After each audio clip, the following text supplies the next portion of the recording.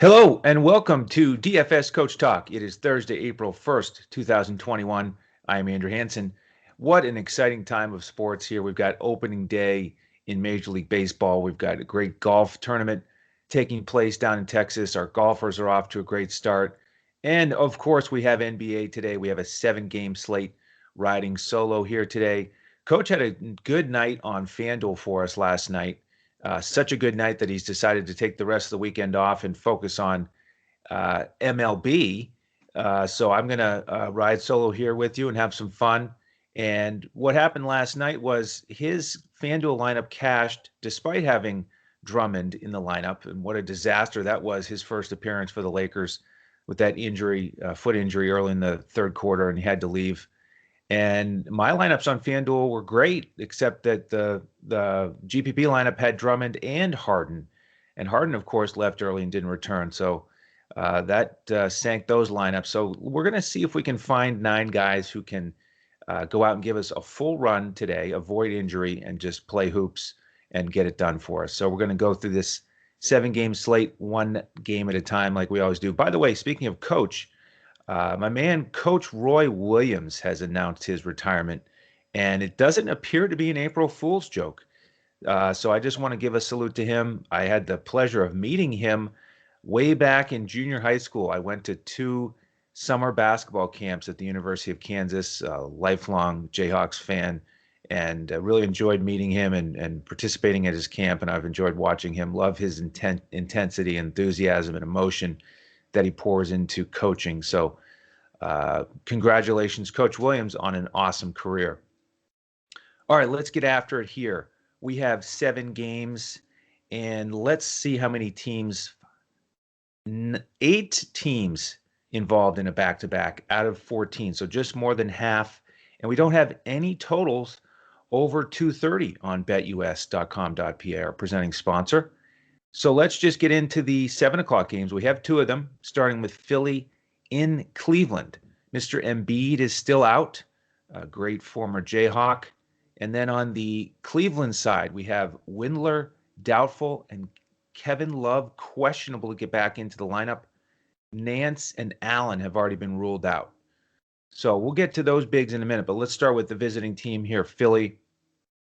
And they are the 9.5-point favorites.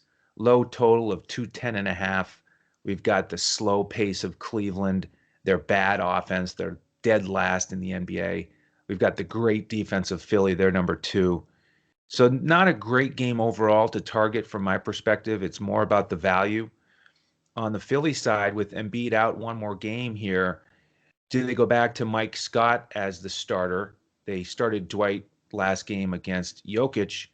I think there's a decent chance they'll go back to Mike Scott here, who played well in his recent performance. Even though he came off the bench, he hit value. And here's a fun stat for you. Do you know that in the last 7 games, Mike Scott has attempted nothing but 3-pointers, everything outside the arc? So a little boomer bust potential on DraftKings with the 3-point bonus. But if he starts, I'd like his opportunity to get 26, 28 minutes. Really good price on both sites, and he's a power forward on FanDuel. So Mike Scott is in the consideration for me. I think Tobias Harris could easily smash here, but I don't know if I want to pay up into the mid 8,000s for him on this slate with a potentially lower scoring game. Same thing with Ben Simmons. So I'm probably not going to go to any of the key offensive players for Philly. I'd probably just focus on the value of Mike Scott here. On the Cleveland side, it'll probably be similar. I like this spot for Hartenstein. He was great against Utah in the Stifle Tower, 5, 14, and 7 in that spot start. He did well in our lineups, and he's still power forward eligible on FanDuel, which I like at 4,000. So that's a definite value spot here where we can pay down in order to pay up for some of the other studs here on this slate. He's also right in the mix on DraftKings at 3,700. The Kevin Love situation. So he apparently practiced yesterday, and all indications are that he may play today. He's only played 12 minutes in 2021.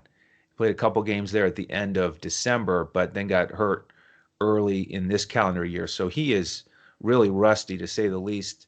So I'm not expecting much at him. He is ultra cheap on FanDuel at 4,200, but I don't plan to go there. I like these other power forwards a little bit better who've been playing.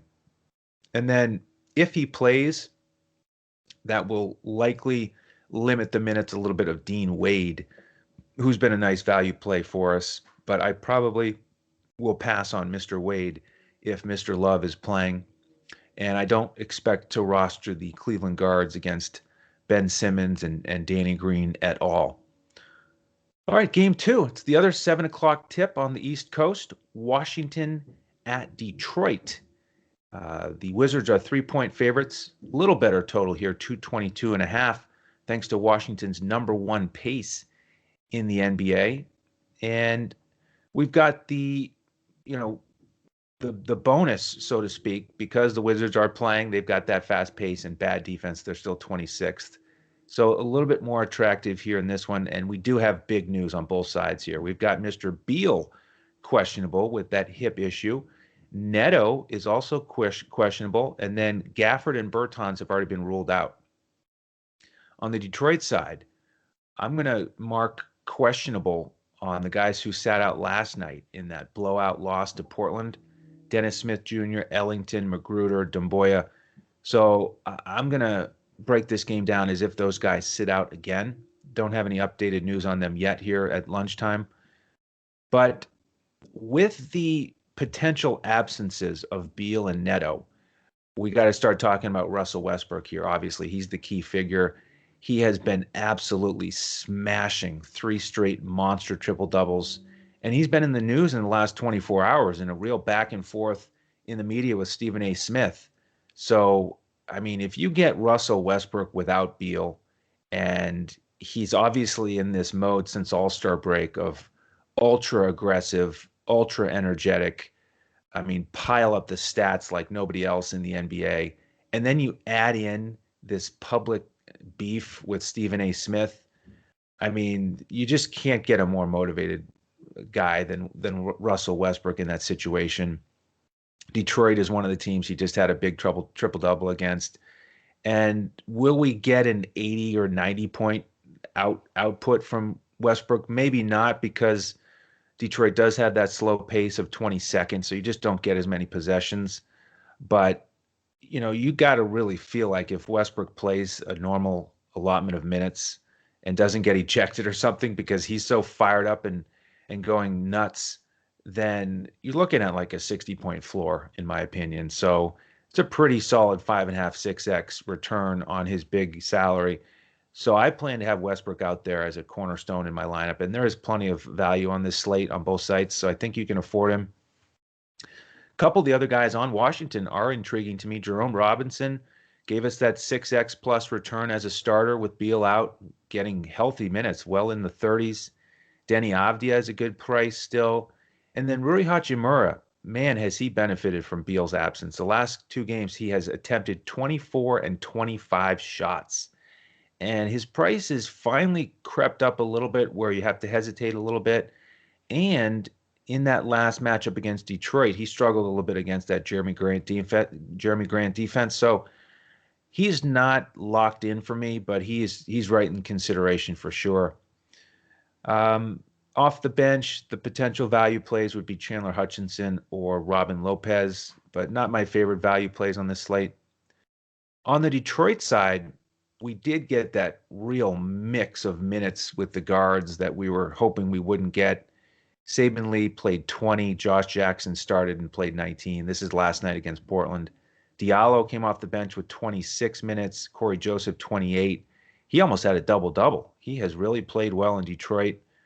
Do we think he can do it again? He certainly can, but he's the kind of guy who can throw up a dud at a moment's notice. So he's not my favorite value play here. Diallo a little bit more expensive. And then how about the centers? They flipped it. Plumlee played 30 minutes last night, and Stewart only got 18. So what are we going to get tonight? Well, that's been pretty inconsistent with the minutes there. So we'll see what happens. Stewart would be in play for me here. Robin Lopez certainly has the size, but Stewart has that youth and quickness where he can be productive while he's out there. So he's in play for me, but not my favorite power forward on this slate. All right, let's go to game 3. It's the first game of the TNT doubleheader. Charlotte against Brooklyn at 7:30. We have a 224 total. Brooklyn favored by 3. But Mr. Harden left that game early yesterday with hamstring tightness, did not return. So he certainly has a question mark next to his name right now, as does Shamet, who hasn't played in a few games. We know that LaMarcus Aldridge is still out. On the Charlotte side, we've got Monk probable to get back in the lineup with a foot injury. Now, this one is the highest total on the board at 224. Really good game environment. Pace 13th and 14th. Brooklyn still has the best offense in the NBA in terms of efficiency. Charlotte respectable at 15th. And then the defenses. Brooklyn still at the bottom, 24th. And Charlotte not a whole lot better. They're 18th. So this is my favorite game on the slate in terms of the game environment. If Monk plays, that will take the luster away from what I'd like to do here with Charlotte a little bit. And although it's great on paper with those numbers I just mentioned, it is a front end of a back-to-back for Charlotte. And that's important to me. If you look at the last couple front ends of back-to-backs for them, they've been a little bit conservative with minutes. One of them, there were starters who just played like 24, 25 minutes. That was a bit of a blowout. But even in the one before that, that was a closer game. They played right around 30, low 30 minutes. So I don't know if we'll get the big minutes we want from Charlotte. But because it is such a great matchup with Brooklyn, even if the starters only get 30 to 33 minutes, I really like the spot here for the key guys, Devontae Graham, Rozier, Hayward. They all have stepped up here recently. But again, if Monk plays, it takes away from them a little bit. If he doesn't, I think you could stack all three of them and feel pretty good about it. If you're going to look at one of the bench value guys with Charlotte, you got to look at guys named Cody, not Martin, not anybody named Martin, but anybody named Cody. Cody Martin is the one who's been playing a little bit more than his brother Caleb. So he's in the mix. And then Cody Zeller, they split minutes last game, and at his price, you could roll him out there as a punt play at center. But I'm more interested in those starters for Charlotte who are going to dominate all the shots. And then on the Brooklyn side, Kyrie really stepped up, had a great game last night against Houston when Harden was sitting there at the end. But do we pay up for him again? I don't think I will. I'd rather go with Westbrook here as a pay-up guard. And we've got some solid defenders like Rozier. We also have, that average pace for Charlotte. So it's not a crazy situation for Brooklyn. Maybe Kyrie sits since it's a back-to-back. We don't know. So I'm just not ready to lock him in here. I think it will depend on the news. Assuming Harden is out, who else is going to start? Do they maybe just bring Jeff Green out there? Or my man TLC, what happens with him? He's the value play I'm looking at, Luwawu Cabarrot, because if Harden is ruled out early along with Shamet, he's the kind of guy who, whether he's starting or coming off the bench, can get 10 plus shots, and he's at a really great price on both sides. So he's my favorite value play here. Got to mention Joe Harris had a monster game last night. I have not liked playing him with Kyrie and Harden in the mix and or Durant. But he is still really cheap on FanDuel at 4,800. There are some other small forwards in that price range that I like. So I may not go there and just hope that he doesn't get, doesn't stay real hot. And I don't plan to mess with these bigs for Brooklyn. Blake Griffin really trending in the right direction. Had a solid game last night. But if they're all playing and splitting minutes again, I'm going to go elsewhere. All right, let's turn to the 8 o'clock games. There's two of those. First one is Golden State in Miami. 218.5 total. Miami favored by 2.5. Front end of a back-to-back for Golden State. They're in the Florida swing here. They're going to play Toronto tomorrow. Second night of a back-to-back for Miami. They had that low-scoring win over Indiana last night. And this is a borderline pass game, almost a complete pass game. And I'll tell you why. We've got the slow pace of Miami. They're 27th. Really good defense on both sides, both top 10 teams defensively.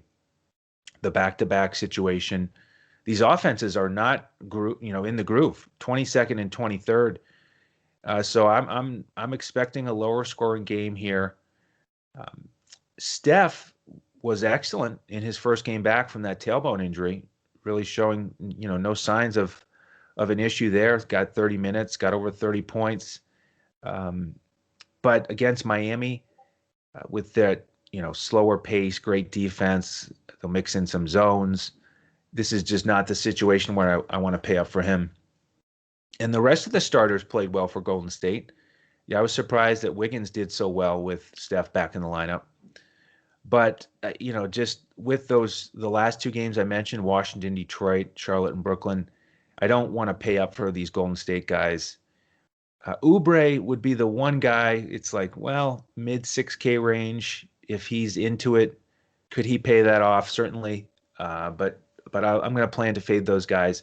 The only price tag that got my attention a little bit, really, with Golden State was Wiseman on FanDuel at 4,000. He is finally settled into a solid role here. 4 straight games with between 25 and 29 minutes. Tough matchup against Bam, but you're getting almost 30 minutes out of him at 4,000. I think there's a real good chance he pays off value there. On the Miami side, Victor Oladipo is expected to play tonight, so that'll be fun for the Heat fans, and we've got a few of them as members. So I'm excited for that, but do we really need Oladipo to be added to the mix here with the Heat to try to figure out if we want to get any of these really talented guards out there on a nightly basis? Nunn, Dragic, Hero. It's going to be crowded now. We don't know how crowded yet tonight because Nunn is questionable. But with Oladipo in the mix, I just don't want to go to any of these key ball handlers. Again, there's one price tag that I'm kind of looking at on FanDuel. It's Dragic at 4,800. It is a back-to-back, so again, I probably won't go there. But I'm curious to see what the starting lineup is going to be. We know that Bam and Butler and Robinson will be out there. Coach Spoelstra has maneuvered a little bit throughout the season with Nunn and Dragic, who's starting. So you figure one of those guys will be out there. But then with Oladipo, do you start him and go small at the 4? Or do you leave somebody out there like Ariza? Maybe they mix and match depending on the opponent. But that's one of the things I'm going to look at here. Because sometimes Miami will start a guy like Ariza who can be a value option. But for me tonight, this game is almost certainly going to be a complete pass unless I decide to pay down at center and go with Wiseman. All right, the next 8 o'clock game we have here is Orlando in New Orleans. And big news here. There's like one big piece of news in each game at least. And in this one, we've got Zion questionable. Apparently he sprained his thumb. And then Lonzo Ball is still questionable with that hip issue. So what do we do here? Well, another lower total, 217.5. New Orleans favored by 9. Slower pace here. These guys are both below average in pace. We do have the bad defense of New Orleans. So you think, all right, well, let's look at Orlando here. And they've got all these new guys. Is there some value that we can look at? I don't really think so. I don't like Orlando tonight. They went 11 deep in that last game against the Clippers, which was a win, by the way. Kind of surprising they were able to pull that one out. But 11 deep with a lot of guys just playing mid-20s minutes, and all their prices have gone up. So it's not like you get an ultra cheap starter. So it's that sort of has gone by the wayside. And guys like Bacon took a big hit in minutes with Ross back and Michael Carter-Williams back and starting. Okiki's been solid, but he's getting pricier now. You've got guys who are talented and several years of experience now coming off the bench, like Otto Porter Jr. and Wendell Carter Jr. So I just don't like the mix there and what they're doing here with their minutes now that Ross is back, and he's still too expensive for me. So I'm going to pass on Orlando. With New Orleans, let's see if Zion and Lonzo are playing. If they are playing, I will probably fade both of them and potentially uh, all of New Orleans. If they're both out, Nickeil Alexander-Walker is in play for me. I like his price on both sites. Shooting guard eligible on FanDuel, which is nice. And then Ingram is going to be a consideration here. If those guys are out, he should dominate and get a bunch of shots up and have the offense typically run through him. He's at a reasonable price tag, not a great game environment, so it's probably not a lock and load, but borderline. If both of those guys are out, he's really going to be a key figure to consider. If Zion and Ball are out, the other question is, here's another team. What are they going to do with the starting lineup? Do they elevate a guy like Josh Hart, or do they leave Hart coming off the bench where he's just terrific with his energy? I mean, 15 and 15 last game against Boston off the bench. That guy is an animal with, tracking down rebounds. I mean, just love the way he plays. So he's in play for me. But do they go with a spot start for somebody like James Johnson or Wes Iwundu? I think there's a decent chance they would do that.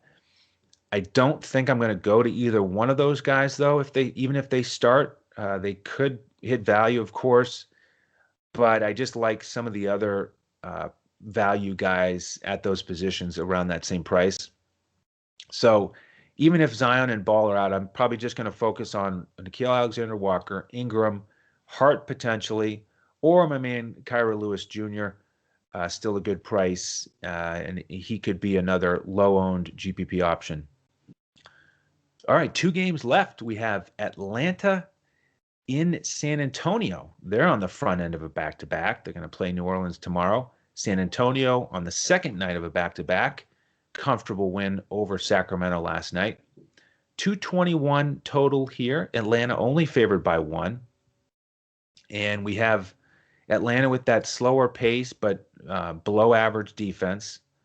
And San Antonio sort of middle of the road across the board. So kind of an average game environment, I would say. And we do have significant news again here. It is 2021, so that's how we roll. We have John Collins out, so that's big. We have DeAndre Hunter questionable once again, and Lou Williams questionable. Still hasn't made his debut here for Atlanta. On the San Antonio side, Gorgui Dieng questionable. He left the last game with a right shoulder injury last night, did not return. So even if he plays, I'm not going to go there. His right shoulder is pretty important for his game. And then Lonnie Walker is questionable to get back out there. So on the Atlanta side, we got to start with Bogdan. I mean, once again, let's celebrate that 37-minute glorious performance, 22, 4, and 6, where he got an 11x return for us on FanDuel. And what does FanDuel do? They turn around and leave him at the same price, $4,200. I don't understand it. It's like a tug of war there. Man, I just don't understand it. 11x. If I was in charge of that algorithm, I think I would bump him up at least a little bit. They haven't done that. Is he going to get 11x? Probably not. But he's really worth considering. It's a price that it's hard to pass up. Again, 37 minutes. And, if Hunter is out again, if Lou Williams is out again, I don't see why he gets less than 30. If Lou Williams plays, that could change things quite a bit.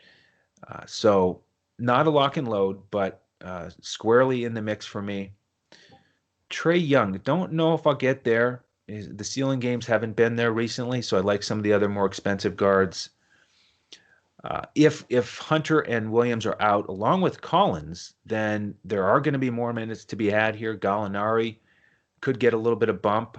I have a feeling Coach would be interested in him. He can certainly smash when he's really kind of running that second unit and the offense is going through him.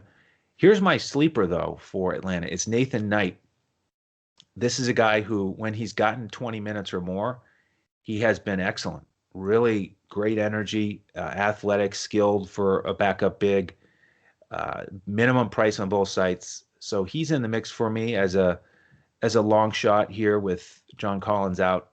And then on the San Antonio side, complete pass. Not going to mess with the pop crew here on the second night of a back-to-back against a slow-paced Atlanta team. They're fine price tags for guys like DeJounte Murray, DeRozan. They could certainly smash if they get 30 minutes, but I just don't want to invest in those guys on this slate, so I'm going to pass. All right, last game of the night. Before we get there, just want to invite folks to join us tonight. You can't get a better time to join the family than right now here at the beginning of April with baseball starting up today. Our man Josh Davis is finalizing his lineups, and I can't wait to get those and plug those in on FanDuel and use his coach's clipboard on DraftKings. Coach is going to be involved in the baseball as well, multiple times per week, so that'll be a lot of fun.